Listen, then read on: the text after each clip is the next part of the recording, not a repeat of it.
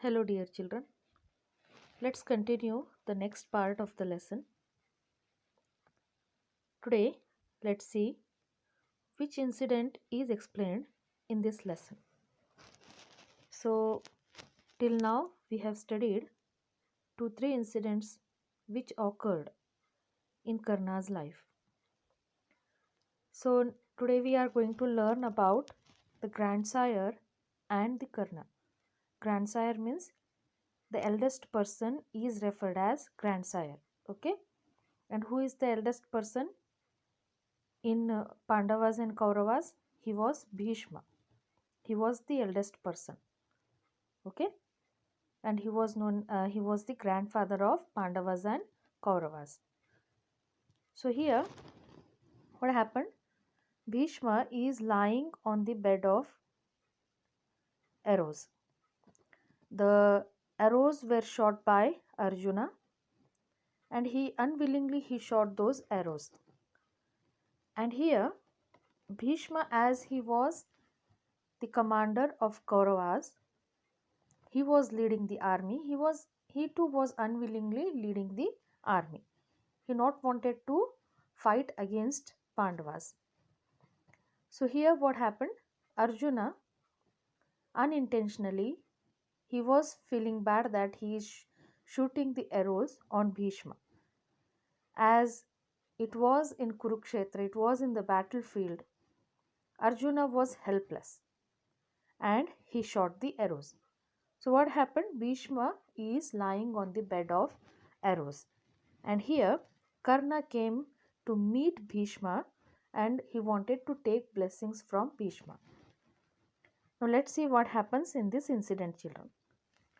When he learned that Bhishma lay wounded and dying, Karna hurried to a place and fell at his feet and said, "Eldest of the race, Radha's son, who, through no fault of his, incurred your great displeasure, humbly pro- pos- pro- prostrates himself before you."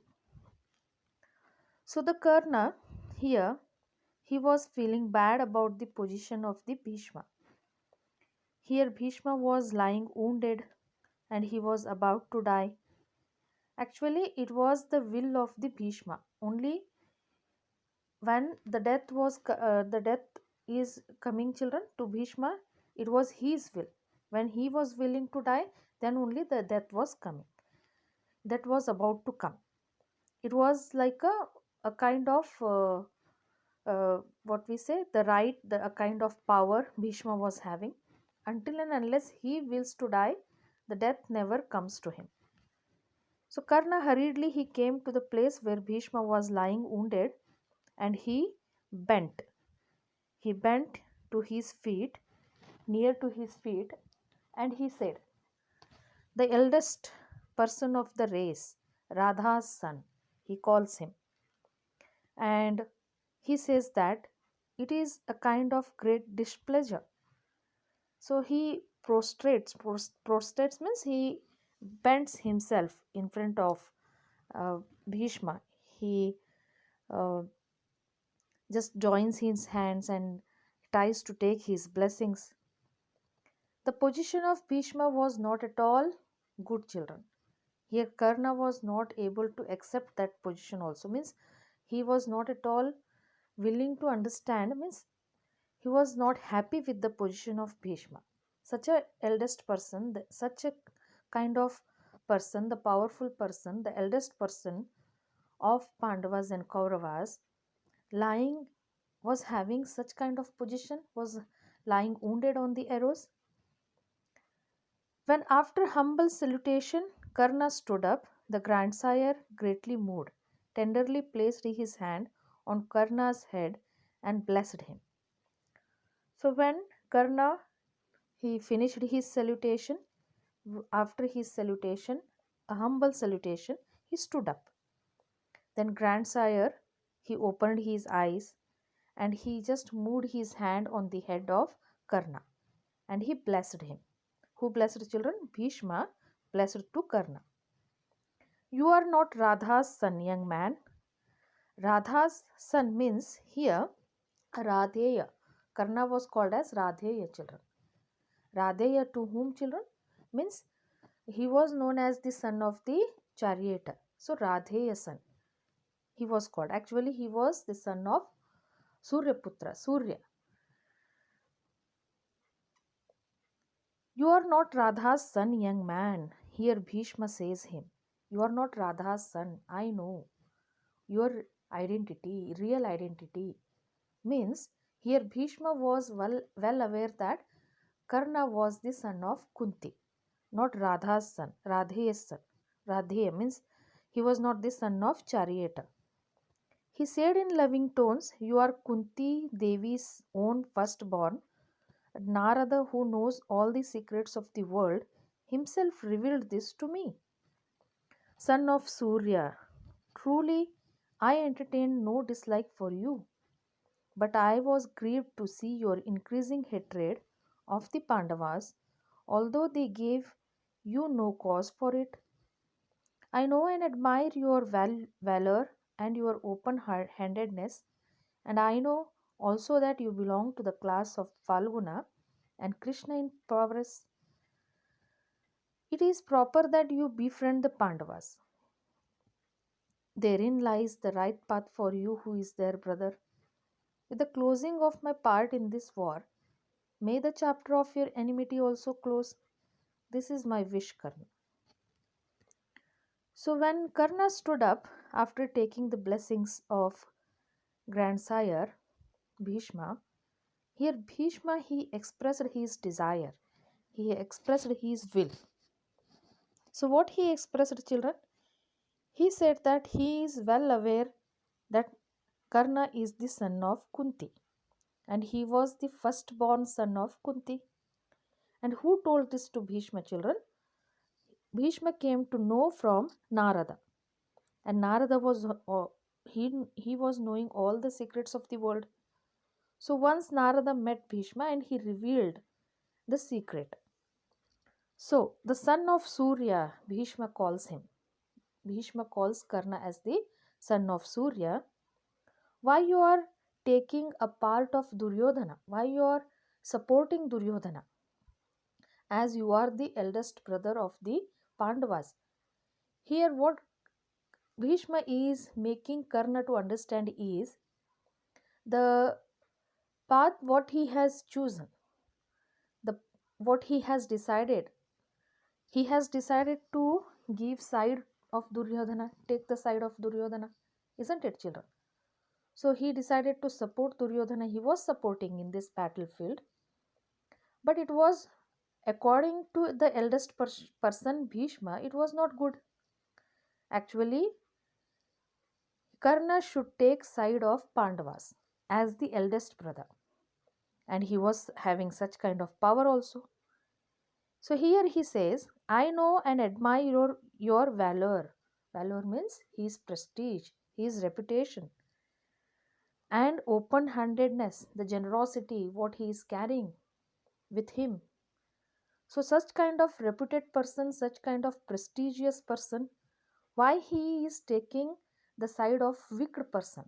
Who is wicked person, children? Duryodhana.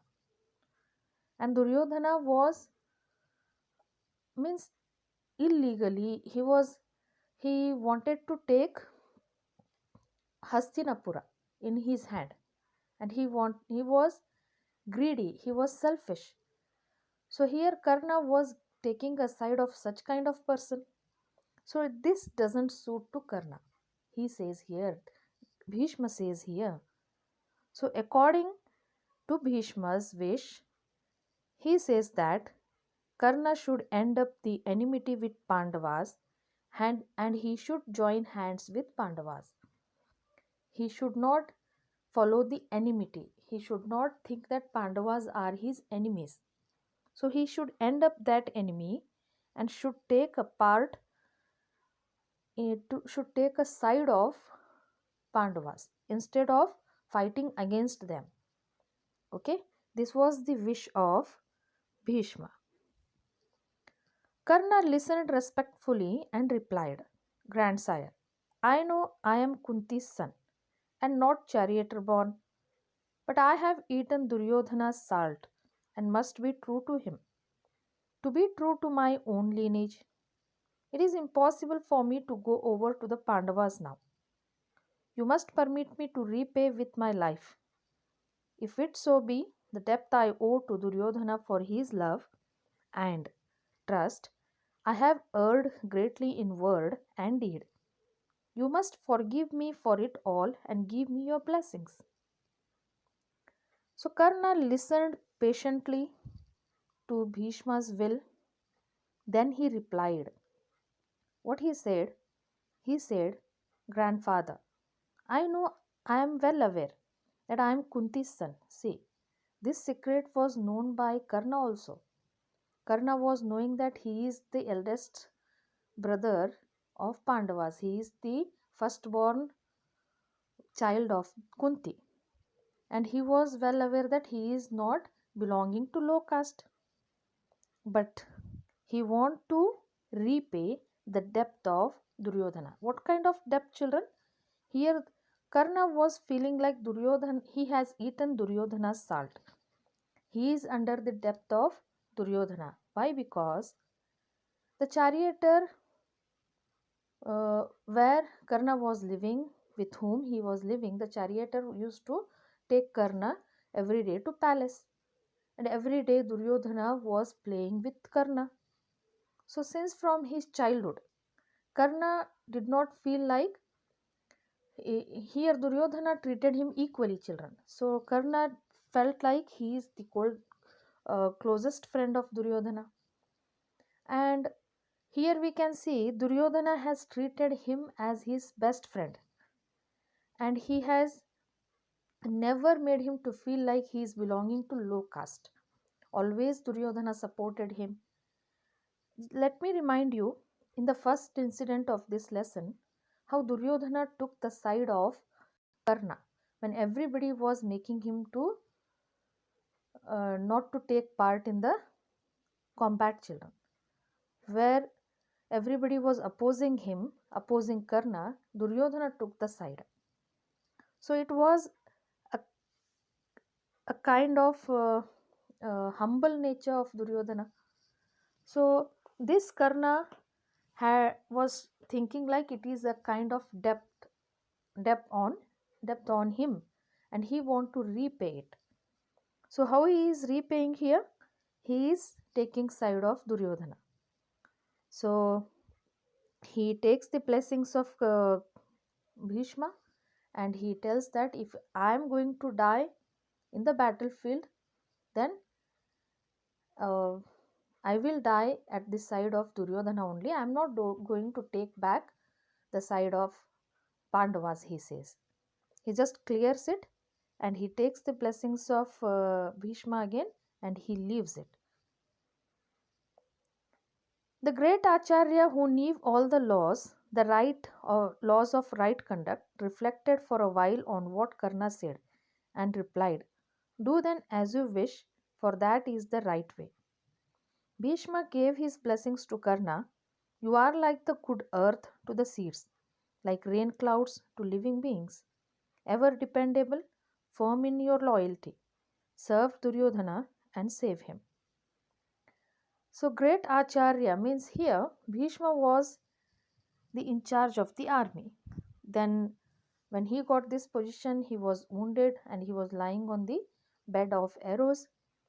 Now, Dronacharya was made the leader of the army, and he was knowing the laws of right conduct, children, as he was the master of Kauravas and Pandavas. So he says, Acharya is knowing all the laws. Just Bhishma instructs to Karna to follow his wish and to follow the right way. Then again he gives his blessings to Karna and he says that you are like good earth to the seeds, means you are like hope to the plants, like means the earth will be holding the roots. Same way Karna is holding the roots of the Kauravas, like rain clouds to living beings. He explains the qualities of Karna, children. Here Bhishma is explaining the qualities of Karna, like rain to the living beings. Here, how living beings are dependable on rain, and rain is like elixir for them, Amrita for them. Same way, he is Amrita here. He is considering, Bhishma is considering Karna as Amrita. Ever dependable means he is independent, having such kind of power, firm in your loyalty. Loyalty to whom, children? He is loyal to his friend Duryodhana. So Bhishma lastly says, serve Duryodhana and save him. Even Duryodhana, here Bhishma is not uh, wishing or desiring Duryodhana should die in the battlefield. Karna, having received the benediction of the grandsire, mounted his chariot and rode to the battlefield. So soon after getting the blessings, benediction means blessings of grandsire, Karna, he went on his chariot and he rode to the battlefield. When the valorous Karna entered the field on his war chariot, Duryodhana's joys knew no bounds. His sorrow at having lost Bhishma was in some degree alleviated. Here Duryodhana was worried when Bhishma got that position, children. Bhishma got wounded in the battlefield. So Duryodhana was feeling helpless. Soon, when he saw Karna entering the battlefield, his limit of joy was endless. He was very much happy, and the bounds of the happiness was not having limits. And here, a kind of helplessness what he was having, it was alleviated, it was washed away after seeing Karna. Why? Because he was having so much of faith on Karna, and he was considering Karna as a warrior, the great warrior, the courageous army person. Now, this is what happens here, children. So, what happened in this incident? Here, after taking the blessings of Bhishma, Karna entered the battlefield. Here, Dronacharya is leading the means he is having the control over the army. Uh, he is showing the laws of right conduct, means he will be telling the laws of the war, and only thing is here Kauravas should follow the words of Dronacharya.